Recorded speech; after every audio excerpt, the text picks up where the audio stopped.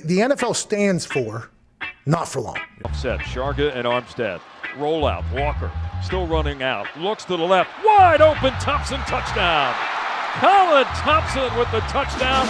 There was nobody within 20 yards of him. What a catch off the bobble. Colin Thompson scoops it up. Lofting corner, the end zone. It is caught for the touchdown. The first NFL touch for Colin Thompson is a score.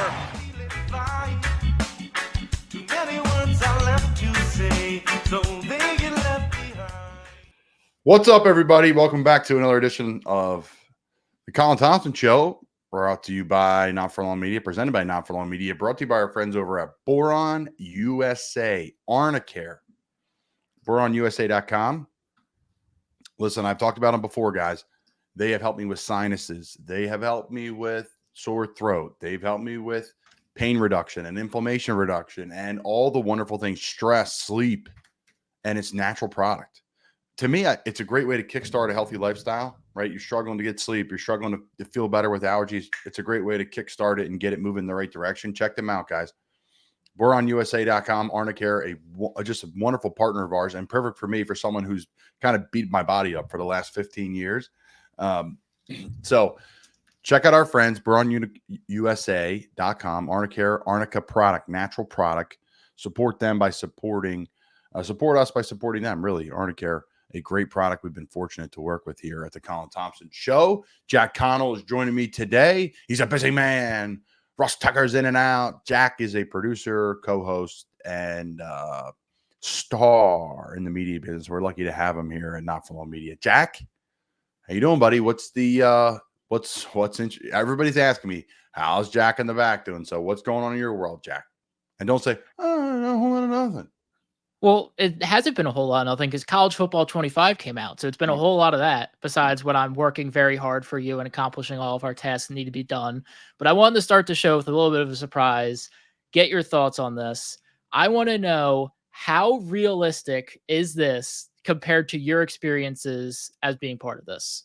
To Philadelphia, Pennsylvania, Lincoln Financial Field, and it is indeed home to the 2018 Super Bowl champion Eagles. The link also is home to the Temple Owls. What we have in store today, a clash between a pair of AAC squads. As we'll see, the East Carolina Pirates taking on the Temple Owls. For EA Sports College Football, Reese Davis with you alongside David Pollack and Jesse Palmer. And guys, can't wait to get this one started.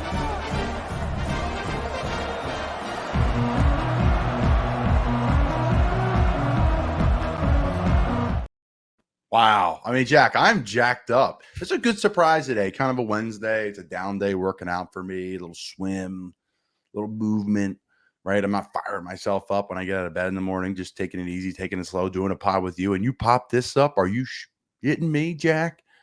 I'm jacked up. That was fantastic. Is it realistic? We ran out of the other tunnel when I was there. We were on the sunny side when I was there. They've now flipped back for TV purposes. Yes, it was like that when we played Penn State.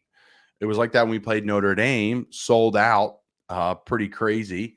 A couple other games were busy too. We beat ECU there, 2014. We beat ECU on the road in craziness, 2015. And then we beat the hell out of them again in 2016. And then we beat the hell out of them when I called a radio game there. They came out in warm-ups, Jack. No pads on. Pre-game warm-up. Huh.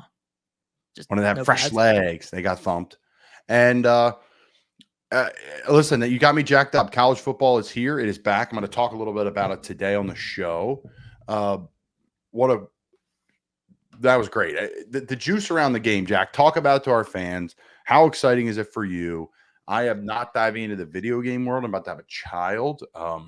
We're at completely two different positions in our life right now, responsibility-wise. So I digress. Jack, talk to me. The video game. How are we feeling? What's it like? It's an incredible game. It truly is. It is the most realistic sports game I've ever played in my life. The atmospheres are incredible. They have that exact entrance and all the details down for all 130 some teams that are in the game. Every P5, G5 school.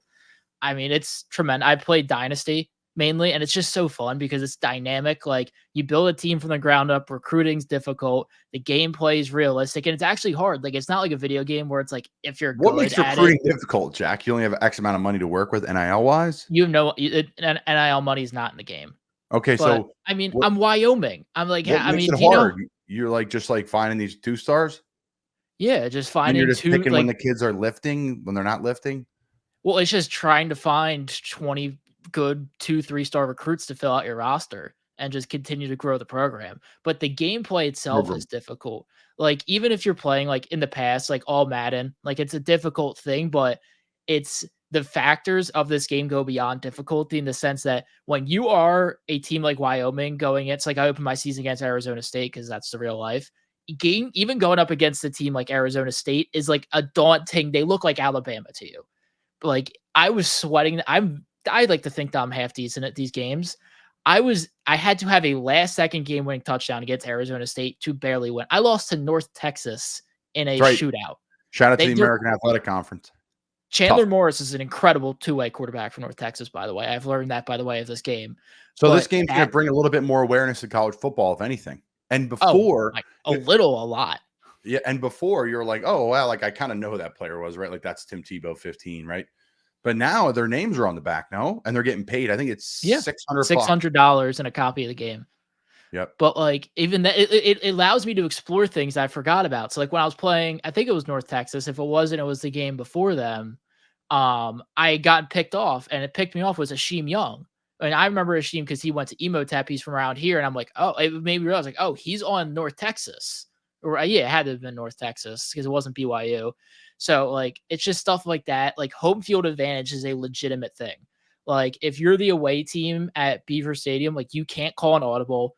Sometimes your snap won't happen, or your snap will go over your head because of the atmosphere of the crowd, and depending on the momentum of the game. Like, they have whiteout games, like they have the Wow. specific event So themed it's that games. sensitive to what's going on. It's not cookie cutter. Wow. Yeah, And it's I know those guys insanely that did the detail-oriented. voiceover and all, like they grinded. What's it? Fowler, who calls the game? Yeah, Fowler, Herb Street, Herb Street. They and there's a spent, second broadcast team. like thousands and thousands of hours doing voiceover. Like Fowler's a great follower on Instagram. Mental health, physical health, his work stuff, college football commentary. He was talking about the grind with it, Jack. Crazy. It's otherworldly, but Are I've they only going to been do the able to same play thing at throughout- 26? Like, is 26 coming out? Or are they just going to let 25 rock for a year or two here? Oh, they'll make 26. I mean, I imagine there's some things that they want to probably work on to get into the next probably already game. made. It's such, yeah, I would say. I mean, 90% of it, right? because there's a big thing is a lot of these sports games are on the old gen and then the new gen of consoles. So they're not really allowed to innovate much because they're like restricted. But now Which they're gen? on, New generation. yeah, new gen. That's just what they're called. But now they're on next gen consoles exclusively. They have more creativity to work on this stuff, and the gameplay is different. Passing mechanics are completely different. The blocking and the blocking schemes is the best I've ever seen. Like, it's So everything. it's some real football. Jack, what shirt are you wearing? Average or work, Fuel Hunt. Fuel Hunt. I love it. I got the Nebraska football shirt on today. So, not to change subject, but that's great. It's great for the game. Great for the kids in the game. $600. It's some good walk around money. That's fair NIL to be in a video game and a million bazillion people play it. To have your name go across the back. That's really cool. I've seen some really good teams marketing it. Who's the best team you've seen market it, Jack? Anything fun from anybody? Team wise, no, but I do know. I mean, San Jose State had made a lot of like, because there's a lot of YouTubers that were choosing their dynasty, and like San Jose State was sending like recruitment offer graphics to the YouTubers, like to try to convince them to use San Jose State. Really I know smart. Nebraska got a lot of plug because Bordeaux, who's one of the big college football YouTubers, picked Nebraska for his first dynasty rebuild. So I know that's a team that got a lot of attention out of it. But it's a lot of these lower schools, because everybody is fascinated by the idea of rebuilding. You are socially shunned if you pick a ranked or good program to do your rebuild. You can't do Texas, can't do Miami, any of like those procedures. Even Nebraska's taboo. Like, and for as good as they are, like, you have to pick a G5 program, like Wyoming, Marshall, North Texas, Temple. Like, yes, the front of the packed house at Lincoln Financial Field. Jack, you got to run, don't you, buddy? I do have to run, but I'm glad we got to chat about college football for 7 minutes and nothing else. To get you on for 10 minutes to entertain our crowd is just simply amazing. Jack, have a great day. Again, appreciate everybody tuning in. All things we do here is brought to you by our friends over at Boiron, but also by our friends over at the original Fudge Kitchen, fudgekitchens.com. They ship fudge and sweet treats around the country. Salt, water, taffy, you can't beat it. I love all their fudge flavors. They got the mint, they got the peanut butter, they have the vanilla, they have the chocolate. It has been something near and dear to my heart as a Jersey Shore boy. When I was at the University of Florida, boom, they would ship it down to me. When I was at Temple, we would get it up there, right? I'd bring it up from the shore coming from Cape May. They got 2 locations there. They got a location in Ocean City. They have a location in Stone Harbor, right? So they're all up and down the Jersey Shore. And if you can't get down there, they'll ship it right to you. That's the coolest part about it. How many people are shipping stuff across the country like that, like mom and pop? This is an Amazon. This is mom and pop, right out the kettle. It rests, it sets, they cut it up, boom, in the box, out the door. They wrap it in the wax paper. A great, great thing to give as a gift for the holidays, birthdays, reunions, anniversaries. They could customize boxes for you for your wedding, for certain gifts, holiday gifts. We do a bunch of packages. We just had an awesome deal with Joe Conklin down the Jersey Shore. He had 2 shows in Ocean City and Wildwood. Shout out to Sydney Webster, the Philadelphia Phillies marketing. She's a Philly marketing guru, great person, and a great follow on Twitter. And she works with Joe Conklin. We did a deal there with the Fudge Kitchen and them just really great people and great people to work with. So I digress. Guys, support our sponsors. You support them. It does a ton for us. Lots to talk about today. First and foremost, an update on my personal life. My wife's getting closer now. I would say a week or so away, 10 days max from, going into labor. We don't know, but I'm assuming due date's the 27th, 26th, 27th. So yeah, we're getting there. And we're expecting a little girl, Reese Caroline Thompson. So we're very excited in our family. It's been a fun time. It's been a really good time for me. And it was part of my life. I'm involved in so many different things. I call them hobbies, quote unquote, things that I really love to do that don't make me any money, that take up a lot of my time. And they're not normal hobbies, I would say. A lot of them are coaching, mentoring, volunteering, 501c3. I run at the Viking Mission at Archbishop Wood now, on the board at Wood. A lot of really great things I'm involved in, but it's been a good time for me to edit some of it out of my life. Podcast too, right? We're going a little bit smaller in volume. I've done some pre-recorded episodes. They will start to come out here moving forward. Amazing guests, guys. James Devlin, fullback, New England Patriots. Pat Devlin, great Villanova player. St. Joe's Prep, lived right next to Archbishop Wood and drove to the prep every day, from what I understand. But neither here nor there. James Devlin's coming on. He's a Philly guy, Philly area kid, suburb kid who played for the Patriots and won multiple Super Bowls, and has an amazing story from Arena League football to practice squad with the Bengals to signing with the Patriots and being a part of the Tom Brady Patriots. Pretty cool stuff. So he's got some great stories there. That's coming up. Kent Johnston, a great friend of mine. I think he's one of the best, if not the best, strength coaches in the business of football, primarily the NFL. He wrote a book that's fantastic, right? These things are coming up. We have some other people that we're stashing. We're going to do some Philadelphia Eagles previews for our Eagles fans. We're going to do some Florida Gator previews with Dooley and a couple different guys on to talk about that too. So a lot going on and just doing some summer prep. And I appreciate everybody still listening to the show in the summer. It is a quiet time, but your engagement is appreciated. You text me about things you like on the show is appreciated. Our James Madison clip blew up. And for those that didn't know about that, what James Madison does every year, and this is from Paul Krugman, Arnicare Wealth Advisory Services, a company we have worked with here at Not For Long Media. He loves sending me the business sports stuff. I do too. Him and I have been tied at the hip with it for a long time, talking about it. And it was really unique what JMU's doing. I think it's $13,000 a year in state. I think 5,000 of that goes to activities around campus life, right? Bus, making sure the buses get gas. They can buy the buses for kids to get around campus, right? Intramurals are free, right? Things like that. Normal stuff, dues and fees for dorms and dining halls and bike locks. And it goes into detail of everything, right?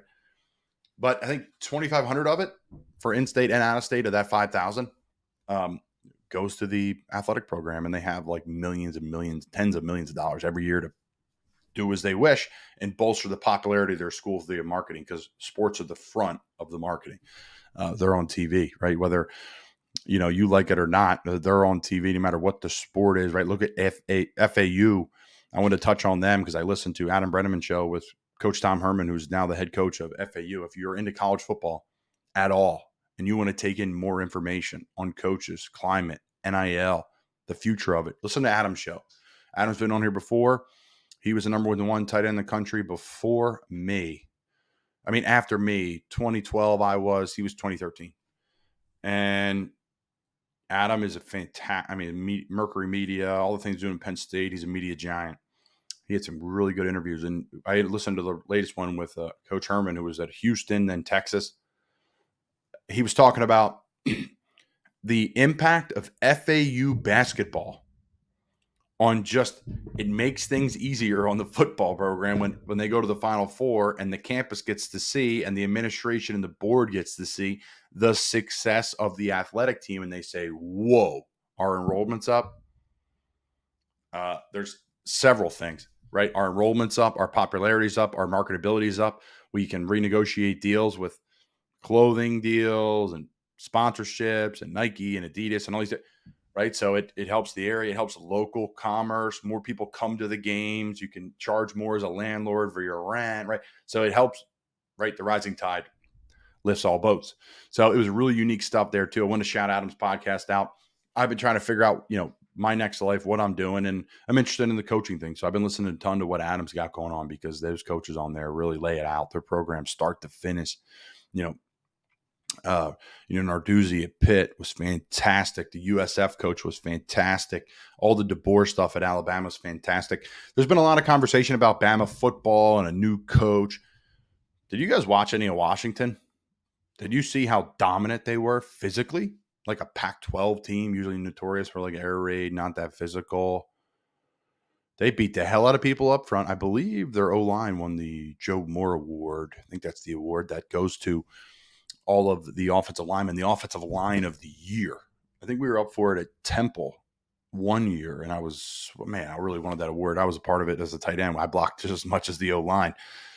So, long story short, really interesting stuff there. Check Adam's show out. The business of sports is really interesting to me. If there's something that you guys want me to talk about on the show or have you on or talk to a guest about on the show, come on and chat about it because the business of sports stuff is really interesting. The college football landscape's really interesting right now. One, the new game has more impact than I think people realize. Viewership, accessibility to different programs, teams like Jack said are figuring out different ways to market it. And then you're learning more about their players and their programming. So it's really healthy right now. There's a lot of healthy stuff going on in college football. Everybody's really hung up on NIL and transfer portal. Listen, it's supply and demand, right? NIL needs to change. It needs to be matching name, image, and likeness, right? Matching, not free agency of who's the highest bidder. Matching, right? I'm worth X, I get paid X, right? Maybe a little bit more because you can negotiate a little bit better of a deal. $100, $1,000, $10,000, not $100,000 differences, $1 million differences, right? I believe a salary cap's coming in college football. It's coming, right? Title IX is going to get involved. How's that going to go? What's the percentage of different teams getting what on campus, right? Based off of what the football team makes for the university compared to maybe if it's a basketball school that makes more than football, or most programs are losing money. And football and basketball, women's and men's basketball, are pulling the weight and going in the green. So there's something coming in college football. There's going to be a salary cap. There's going to be restructuring, general managers on teams instead of recruiting coordinators. You're already seeing that on most teams. So again, it's interesting to see what's going on. Mixing the college football playoff, mixing real true name, image, likeness, and a salary cap. And I think you got yourself a pretty healthy version of it. And then what's coming in conference play. Is it going to be just Big Ten and SEC? The Big 12 is making a stake at some pretty big names too. I mean, everyone's kind of pushing off the Big 12. They're kind of a catch-all of everybody left. But they got a pretty damn good conference with some really good teams in it, trending in the right direction. Losing Texas and Oklahoma, massive hit. But, what's next for them? And then also what's next for the ACC? Are some of those schools going to get swallowed up by the Big Ten? What's up with Florida State and Miami? Does the SEC want them? Do they want to go into the SEC? Maybe not. right? They may want to go to Big 12, right? And all of a sudden, the Big 12, you get Florida State and Miami, you're cooking with something in the Big 12 too, and you're competing with these bigger things. So the Big 12 definitely is like, hey, we got to go after it. Here's our chance. And the Big 12, let's be honest, guys, they got a ton of money with those Texas schools. Now, Texas A&M's out of it. Texas is out of it. I understand that. But Tech, Baylor,